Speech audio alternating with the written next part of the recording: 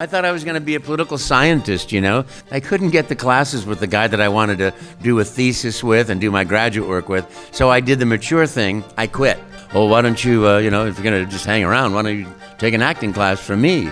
And I said, ha, ha, ha, Les, my friend, there's no way I could ever stand in front of people. I get nervous in a restaurant. I disappear. My dad was a very brilliant man who was miserable at his work. And I watched him, and I'm like, no, I'm not gonna do that. I'm gonna be happy, you know. And honestly, that I can say it wasn't a conscious thing. Okay, I'm gonna be an actor, and then I'm gonna get this job and that job and just that. None of it. I thought I was gonna be a political scientist, you know, but I couldn't get the classes with the guy that I wanted to do a thesis with and do my graduate work with. So I did the mature thing. I quit. Hey, there I am at UC Berkeley. I'm walking out of Souther Gates. Goodbye. I'll be back when I can get the right professor. And a guy says to me, a friend of mine at a junior college says, "Oh, why don't you, if you're gonna just hang around, why don't you take an acting class from me?" And I said, ha, ha, ha, Les, my friend, there's no way I could ever stand in front of people. I get nervous in a restaurant. I disappear, but behind these. Speaking of restaurants, why don't you come and we'll go to the cafeteria every day? We'll have a nice lunch by the student chefs, and we'll, you can go and you don't have to do the monologues if you don't want to. You just come in and we'll have fun. I'm like, food? I could come for a food, but I don't have to do anything? No, we'll just eat and have fun. He sold me. He lied to me. Because there I am, I memorized the monologue just to make sure you got it, in case, like, okay, I memorized monologue. And all of a sudden, it's like I started going, uh-oh, what if this is a trap? It was a trap!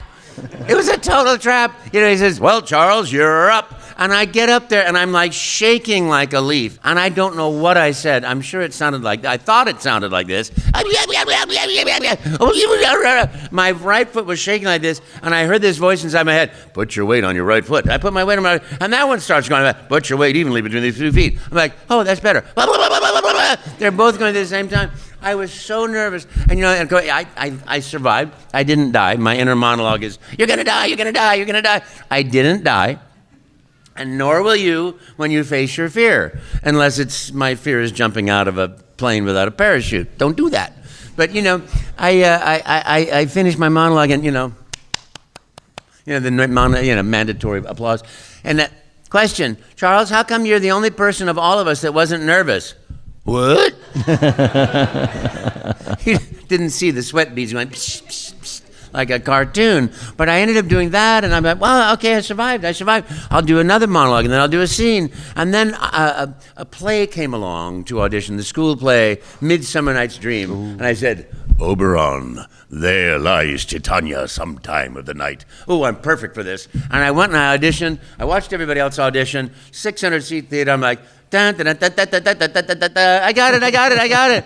And I went to the casting board because I called my friend. I said, Les, I did really well. I think I got this. He goes, well, don't count your chickens before they hatch. No, I was really good. He said, well, go check the casting board, but don't be disappointed. I go, and of course, I get up, and it's like, Oberon, king of the fairies. It's got to be Charles.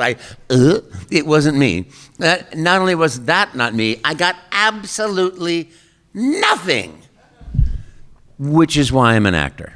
Utter failure, flat on the face. But that got me going, and then I started auditioning. No, I didn't audition. I started taking classes and studying Stanislavski. Every minute I was free, I was reading about acting, scenes and plays and Shakespeare's monologues and everything. And all of a sudden, Berkeley Rep came along to audition for a summer apprenticeship program, and I said, I'm going to go in there and do that, and I'm going to audition with Oberon's monologue. And of course, all the other actors that were in the play went and auditioned, and I got it. To which I said, and that started me being a professional actor, because I went to there, and then I went to the Drama Studio of London, then I came back from England and went to work in the theater, and started a theater in San Jose Repertory Theater with the guys there.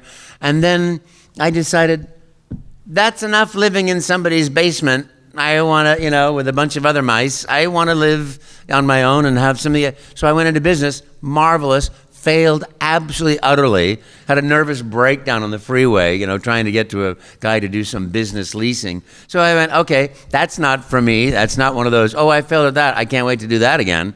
But I was just, trying to figure out what to do, and I got a phone call. Hey, want to audition for a corporate video? Sure. What's a corporate video? It's a video that's corporate. Oh, what do I do? Act. Okay. So I auditioned for a corporate video for Monolithic Memories, MMI. Well, look at those puttering plasms of platyplasm or something. And I got that, and that paid more than a week in the theater. And I got the next 10 in the row. And so I'm like, okay, I'm a video actor, corporate video. And I ended up doing 600 of those. And one day, I was doing a commercial. The American Gothic painting with that pitchfork and the. So I'm doing that, and this is back in the day before these LCD lights. You just flick it on and you're okay, let's shoot it. And then it was like, oh, we got a pinhole for the eye, and then we got to emphasize the size of his nose.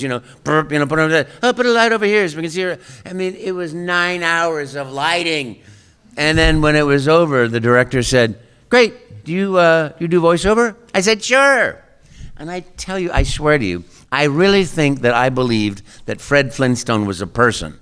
Because I was like, what's a voiceover, He goes, here's the script. Here's the microphone. Go ahead and read it. Oh, to supply hardware, the right item at the right price, right now. Great, here's another $250. I'm a voice actor! And so I started doing radio and television. Did 1,000 radio and then 50 television commercials, probably a couple of thousand jobs in front of the microphone. And then, I was just like, okay, did trade shows. Then the economy had collapsed, and I still doing a couple of this, and doing what actors do. Sitting on the beach reading a book, waiting for the pager to go off.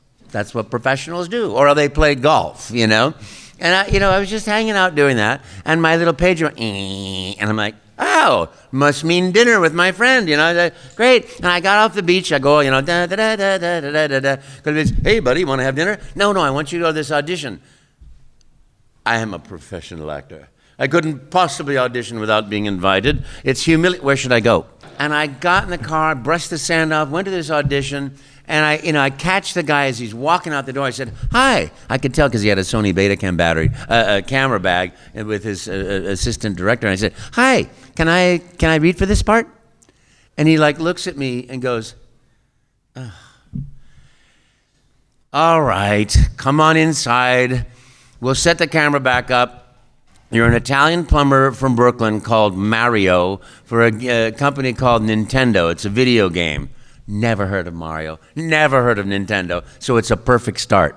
And I go, okay. And he goes, now we're going to do a real-time animation system, and you're going to have things glued to your face, so when you move your mouth and you talk, that's going to go through the computers to the screen, hidden microphone, hidden camera, and then you just go and you just talk all day. But I'm not going to, we have no idea if this is going to work or not, but if it doesn't, you're still going to talk all day with people. So make up a voice, make up a video game, make up anything you want, start talking, and when you run out of things to say, that's your audition. That was 31 and a half years ago. And I'm sitting there going, Italian plumber from Brooklyn.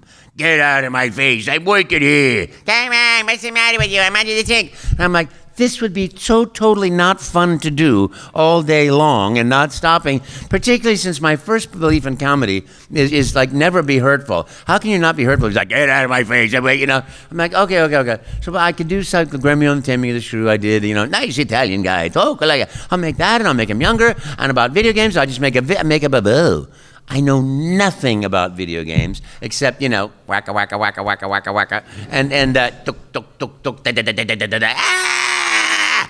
That's the quote I called that game. Ah!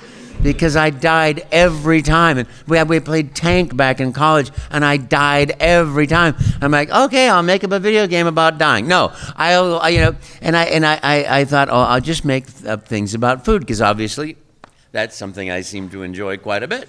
And I heard action. I said, hello, I'm a Mario. Let's make a pizza pie together. You go get some sausage. I'm going to get some... You chase me the pizza. If you catch me the pizza, I'm going to eat the pizza. We're going to make a lasagna. And I just started going through, because he didn't say stop. And I'm enough of a brat that if you tell me not to stop, I'm not going to stop until you say I surrender. So I've then we're going to make a massa back and forth, sliding up and down lasagna pans. Se sul resto tutto l'hotello, and if I catch you il resto tutto l'hotello, catch me tutto l'albini, I'm going to eat tutto l'albini. And I'm just going, just ridiculous. But I'm having fun. I love this character. And I suddenly heard, stop talking. Cut. There's no more tape. Thank you. We'll be in touch. And I thought, that means there's the door. Don't let it hit you on the way out. And I said, okay, thank you very much. And I went back to the beach and I had dinner with my friend, saw the sunset. Everything was copacetic. He gets on the phone. He calls Nintendo. I found out Mario. I got him. And that was the only tape he sent up 32 years ago. Thank you. Thank you very much. It just goes to say, so many people went in there and did the audition. Hey, my name is Mario. I'm a plumber from Brooklyn. I'm having a great day today. How you doing? Like that. And the second they broke character, yep, exactly like that. Thank you very much. They didn't follow direction.